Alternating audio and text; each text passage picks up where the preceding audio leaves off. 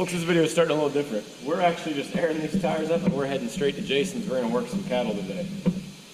I don't know how many, I didn't ask, but Jason's always helping us around our farm, and we like to return the favor. Been running there and changed pants, it got warmer on me. It's supposed to be 70 degrees today. That's why he'd like to get them worked. It's kind of a warm day for us, especially in spring, because it's beautiful out. I'll probably lose the sweatshirt once we get there. He's got all of them caught, it sounds like, except for a couple. And there's always going to be one or two that are hard-headed and you got to fight with them. So, see how it goes. No, I'm not eating cowtails because we're going to work cattle. I love these things, they're delicious. And they're made in the USA. Like Dukes of Hazzard around here, making jumps for us. I'm sure they dropped some gravel off. That's creek gravel. As you can see, it's what most of this driveway is made out of. And you've seen it in ours too. That's the easiest way for us to maintain roads though, and cheapest.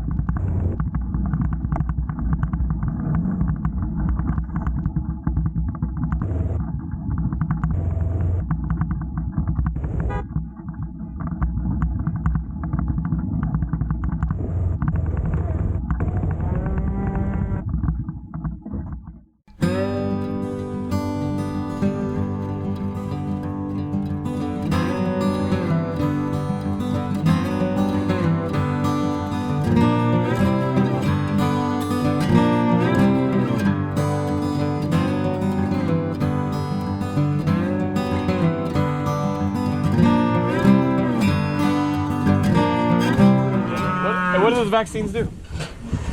What are those ones for? Blackleg and Blackleg. It's like a parasite that's on the ground. Oh, is it? I thought it was a Pick it up. So it's just like CDMT for chicken. The blackleg comes from the ground. Huh? The blackleg comes from the It's like a parasite in the ground already. And if they pick it up, then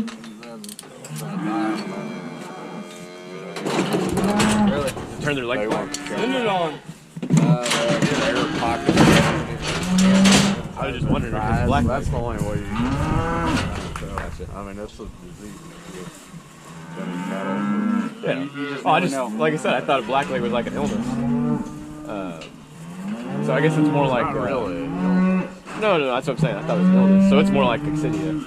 It's something they pick up off the land. So coccidia for us, it's bacteria that get in their gut, and then it'll start destroying their guts. Whereas yours actually goes. Get them more like I clean these and they shit in the trough or something. And then they eat Biggest one's a girl. This one right here is a girl, boy. We're messing this process up. Alright, so Lance is cutting the side. Okay, now I see how you do it. Then he reaches in there, pulls out one testicle at a time. And then we feed him to the dog. Jason's holding this tail up because it makes it where the cow can't kick. Otherwise, it won't feel good for Jason. Not a Well, calf. I'm sorry, calf.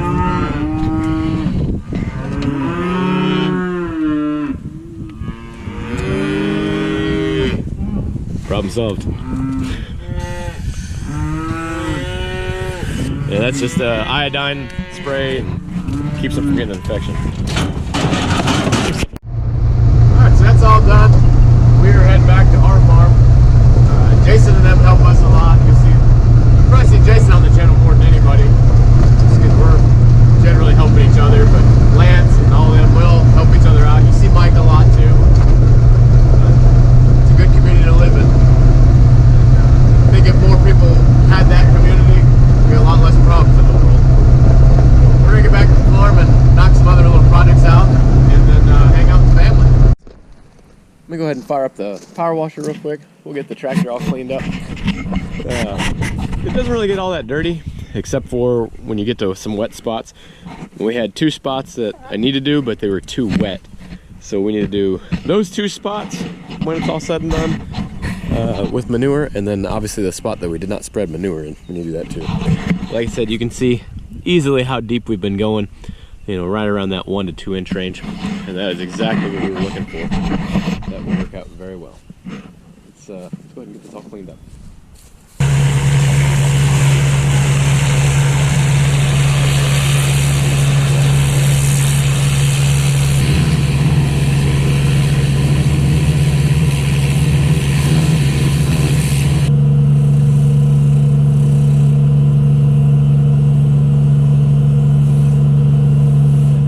We should go ahead and change these because we changed them back in November, and we usually change them again come spring, just because of the different fuel blends between summer fuel and winter fuel, just the additives and such. Plus, we are switching fuel companies, so I would really like to put new filters on the truck, and I'm going to switch this filter up here on the transfer tank too.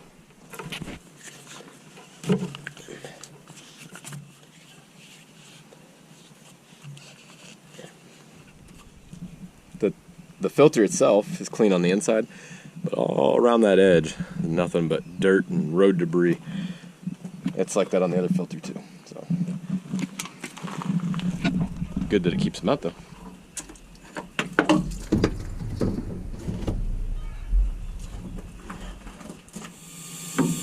So glad we have a lift pump on here and I don't have to prime this.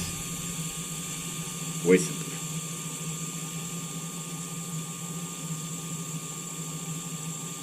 The hissing you hear is all air being pushed out of the lines from the air bubbles we created by taking the filters off at the lift pump, and then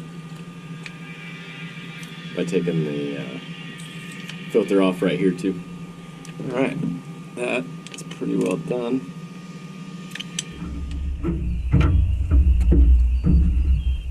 I'm sure some of you are thinking that we're crazy. That's a lot of money on filters to change every 6 months roughly, or 4 months and 8 months, however you want to put it. It's a lot cheaper than replacing injectors on this truck, that tractor, probably that mower, and the skid steer, no matter which vehicle it is. That is exactly why we do it.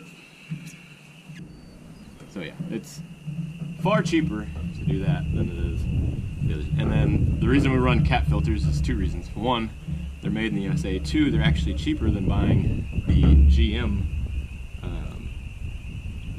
filters, the AC Delco filter that would go up in that one that goes up there on that filter head that's in the engine bay.